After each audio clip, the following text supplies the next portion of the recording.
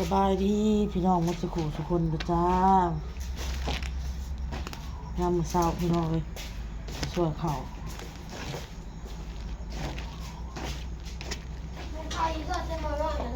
บอกกระทะไปล่างก่อนลูกเอาหมอค้างนี่ถ้าติบเข่าใหญ่ก็อยู่ซ้ายมาพี่หาน้องบอลไปกินโรงเรียนฮะผ้าน่ะตั้งไว้ยังมีจ้ะ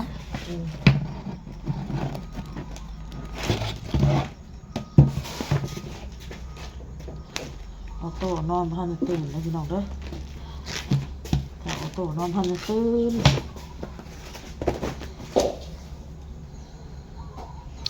เอามาทอดไข่น้องบอลพี่น้องเด้อ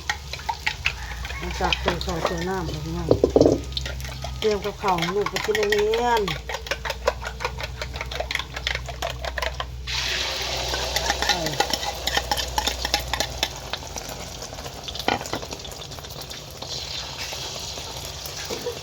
ล่างสวยล่างบวงพี่น้องทำเก่าทุกพักพวกนี้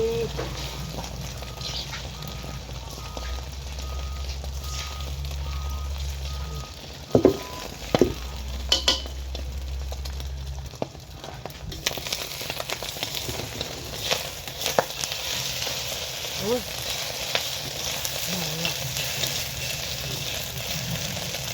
รถไถมันกระเทียม เรียนไม่ได้แล้วแม่เนาะน้องบอลก็กินนี่แหละพี่น้องเอ้ยเดี๋ยวอันจะให้น้องบอลเอาออกมาอีกก่อนลืมทอดให้ข้าวโต้นำพี่น้องเอ้ยตื่นนอนมาพอดีไว้ลูกนั้น น้องกินนั่นเอาออกมาลูกไข่ฮะแม่จะทอดให้น้องเอง โอ้เอามาก็ได้ หาเจ้า หนาไว้มันหัวกินอิ่มหรอกอ่ะ บ่ เนาะ จะกินหลายเด้อลูกจะต้องจะสิอิ่มบ่ อิ่ม ตอนนี้ก็นึ่งข้าวก็แล้วแล้วพี่น้องกับข้าวกับน้ำเตรียมให้ลูกก็แล้วแล้วเนาะพี่น้อง6:00 นป้ายสิ6:30 นแล้วพี่น้องเอ้ยเพื่อ7:00 นป้ายเพื่อจึงไปส่งลาวน้องบอลก็ได้อ้นก็สิพดพักพดนี่นะพี่น้องแล้วก็ล้างถ้วยด้วยจังเด้อพี่น้องเห็นว่าแดดส่องแดดบัดนี้ฮะหนาวนะพี่อากาศหนาวเย็นพี่น้องถ้าเบิ่งหมักบวบโอ้ยพี่ใหญ่เลยเด้อหมักบวบนี่เชื่อว่าเห็ดแนวบ่นเชื่อว่าเห็ดแนวเนี่ยกำลังเป็นว่าเห็ดแนว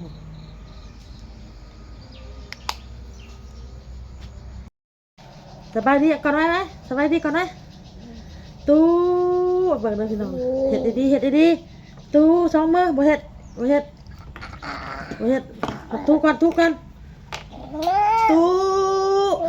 ใหม่ ไม่ใหม่ว่ะ ใหม่ ไม่ใหม่ว่ะหลังจากไปส่งน้องบอลมาจากโรงเรียนแล้วพี่น้องโอนก็มาทอดไข่ป้อนอันออโต้เลยพี่น้องเด้อทอดไข่ป้อนตอนเช้าโอนก็กินอันนี้กับลูกแล้วก็แล้วพี่น้องเลยก็ได้อันนะไปเฮ็ดอย่างอื่นพี่น้องกินข้าวกับลูกแล้วก็หาเฮ็ดอย่างอื่นเฮ็ดเงินเฮ็ดซานสิเอาอันเสื้ออยู่ในห้องโต๊ะลุ่มนี่แหละเอาไปอันให้น้องบอลนอนพี่น้องเลยน้องบอลเลยเอาเสื้อมาใส่ห้องนี่แล้วเอาเสื้อตัวนี้ไปใส่ห้องนั่นเสื้อสปริงค่ะนะน้องบอลนอน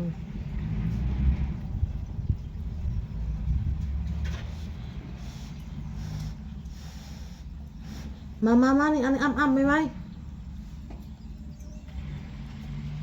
คลิปนี้ก็สิเว้าเรื่องอัน เรื่องบอเต้คือเก่าพี่น้องเอ้ยมื้อเช้านี่น้องพี่น้องเรามานอนเฮือนได้พี่น้องรู้สึกว่าเรามานี่3 มื้อแหละอัน2 มื้อแหละ2-3 มื้อเนาะมานอนอัน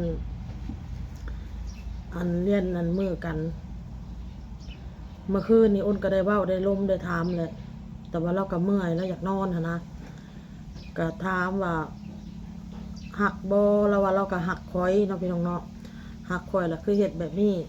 แบบ แบบเป็นลับๆเลี่ๆหั้นนะโอละว่านี่คือโทรศัพท์คือกัน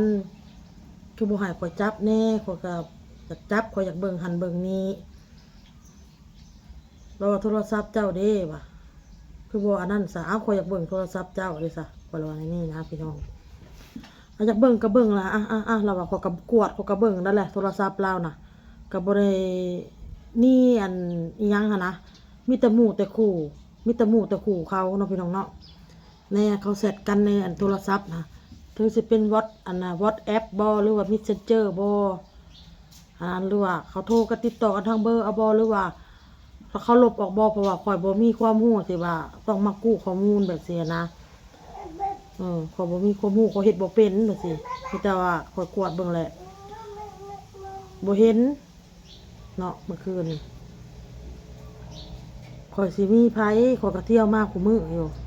ละว่าอย่างนี้ปัดมื้อเจ้าบ่มาได้ 2-3 มื้อได้สักคืนนี้ละมานี่มื้ออื่นมื้อแรงนี่มื้ออื่นมื้อฮื้อนี่บางทีเราอาจจะบ่ได้มาเนาะพี่น้องเนาะเอาโตมากินข้าวมาก็หักลูกหักเมียหั่นแหละเพิ่นว่าในนี้เนาะพี่น้องเพิ่นก็บ่เต้เราก็หักข่อยอยู่เพิ่นเว้าหั่นนะข่อยถาม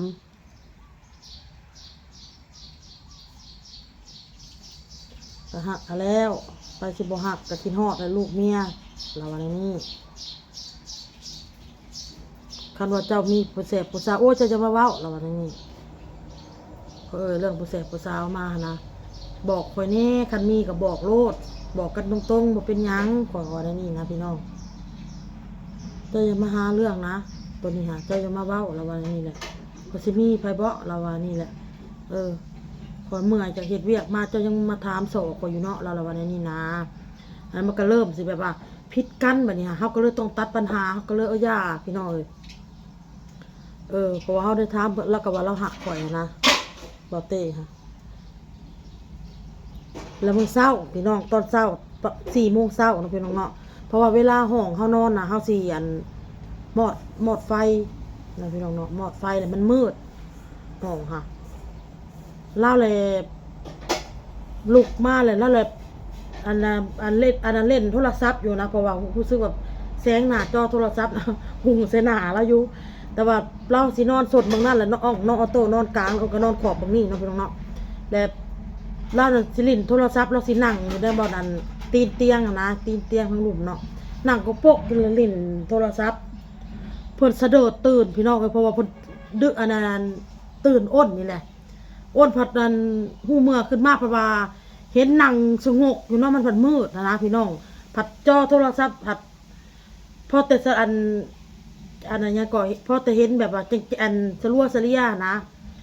ผัดเห็ดหน้าขาวๆนะพี่น้องผัดนั่งก็ปลุกถ้าเพิ่นเห็ดเพิ่นผัดแซ่บบ่รู้เพิ่นเห็ดไปสร้าง4 โมงลุกมานั่งเล่นโทรศัพท์ในตีนเตียงค่ะ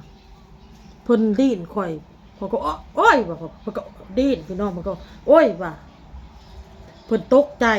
มื้อเช้านี่ตกใจข่อยอันตกใจลาวเนาะพี่น้องเนาะตกใจลาวว่ะ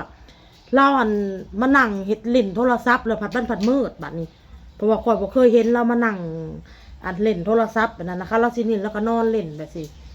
เราสินอนเล่นแล้วก็ผมจิกหัวจิกตีนจิกหัวเราได้เราเล่นโทรศัพท์บ่เตะนะพี่น้องก็เวลานอนแล้วก็สิกำโทรศัพท์แล้วเมียนก็ขอจึงอะสงสัยเนาะพี่น้องก็ขอจึงถามเด้อพี่น้องเด้อแล้วขอถามแล้วก็ว่าเราหักขออยู่คิดไปขึ้นมาโอ้ยก็อยากหัวเนาะพี่น้องเนาะตกใจข่อยตกใจแล้วเพราะว่าอันแบบมันตกใจนะมันแบบเฮาเมื่อก็เมาเห็นหนังกระปกอยู่นะเพิ่นก็ตื่นเสียงข่อยพอจะตกใจหยังเพิ่นว่าเจ้าก็ตกใจหยังเพิ่นถามข่อยมื้อเช้านี่กับพอดีเราก็เล่นแล้วก็เข้าห้องน้ำก่อนละวันนี้แล้วก็ย่างเข้ามาเข้าห้องน้ำมันเนาะก็สิกัน4 โมงป้ายก็สิเข้า5 โมงแล้วพี่น้องแล้วก็เราก็บ่ได้นอนเลยได้เราก็บ่ได้นอนเลยพี่น้องแล้วก็กลับเข้าไปแล้วก็ผมจิกหัวจิกหางลิ้นโทรศัพท์เราต่อแล้วก็เปิดโผล่มามันก็แจ้งมันก็ยังแล้วเราก็ลุกมาเกลือไก่แล้วเราก็ไปเวียกเราทุกคนจะดิ้นกันทุกคนจะตกใจกันผัวเมียพี่น้อง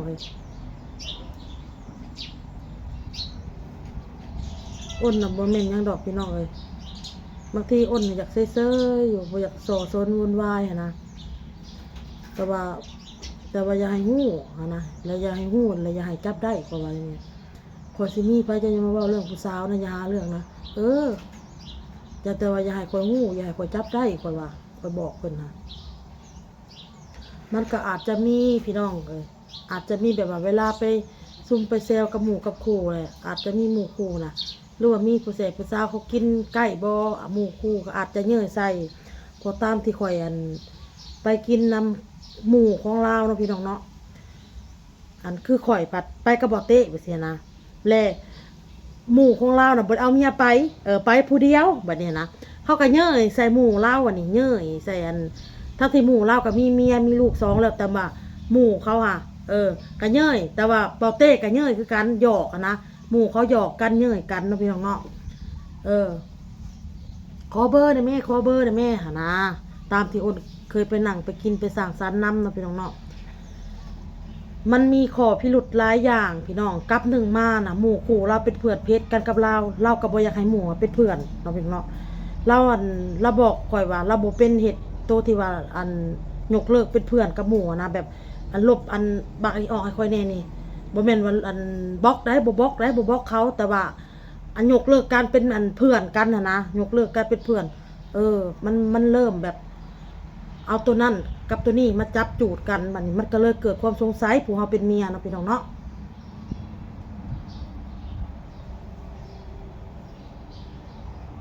หรือว่าตามที่คอยปลุกเบิ่งคือสิบ่มีดอกหรือว่ามีแบบหรือว่ากำลังล่มบ่หรือว่าได้นะเฮาก็บ่ฮู้พี่น้องเอ้ยคือ FC ฮู้ FC เห็นนั่นแหละเฮ็ดเช้าแต่ละมื้อก็เฮ็ดคลิปเฮ็ดเวียกเงินเวียกซ่านเฮ็ดกับข้าวกับน้ำสลูกเต้ากินอยู่เฮือนอยู่ซ่านเอาลูกไปเฮือนป้าแน่ไปเฮือนเอื้อยแน่พี่น้องเอ้ยโอ้ยแต่เฮือนก็เฮ็ดหลายเนาะหลายอันหลายอย่างนั่นแหละอ้นก็ปัญหาหลายอันหลายอย่างมันบ่แม่นเรื่องมันออกปัญหากับมันบ่แม่นโทษแต่ในครอบครัวข่อยพี่น้องเอ้ยมันบ่ได้โทษแต่ว่าในครอบครัวนี่แต่ว่าครอบครัวทั้งพ่อทั้งแม่ก็คืออุกใจนำเนาะพี่น้องเนาะก็มันน่ะหลายอันพันอย่าง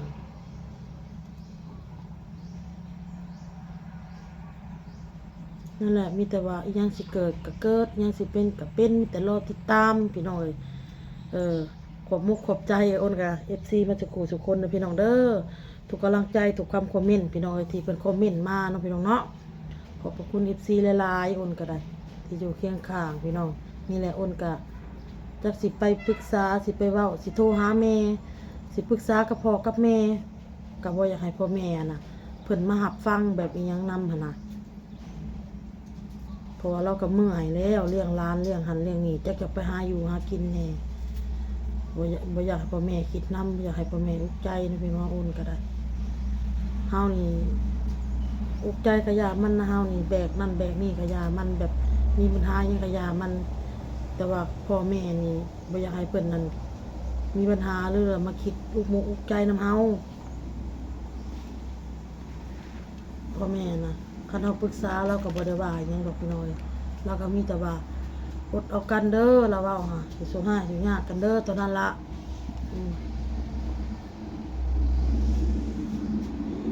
คือบ่กินข้าวว่ามื้อโอ้ยเนาะโอ้ยหายพี่น้องให้แก้เสื้อบ่มักแต่บ่มักนุ่งเสื้อบ่มักนุ่งเสื้อ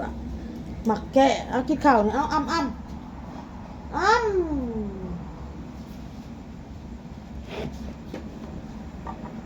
มีแต่รอติดตามพี่น้องเอ้ยรอติดตามมึงไปทำกันนี่แหละพี่น้องเอ้ยได้เนาะเฮากะอยากให้ไปหาเงินหาครับซอยๆกันนั่นแหละอยู่ไกลก็ได้คันว่า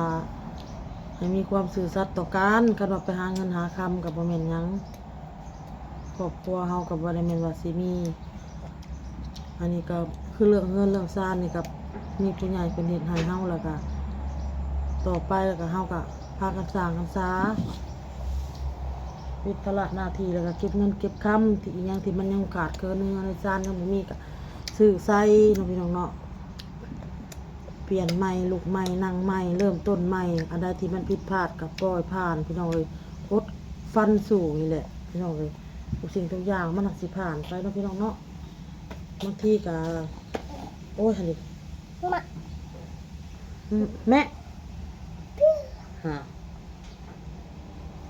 ปิ้วยังแม่ยังวะ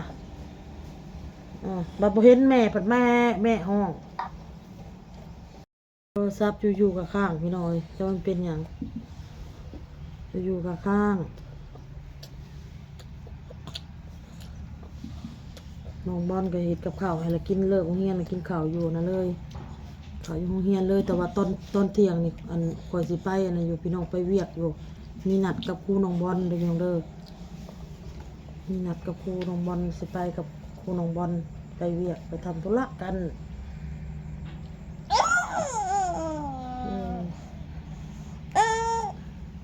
ไปเฮ็ดหยังก็คิดดีๆเนาะพี่น้องเนาะเบิ่งในลูกนี่กำลังเป็นตะหักตะแพงกำลังเจริญเติบโตกำลังใหญ่ท่านบ่คิดถึงลูกถึงเมียก็ถือว่า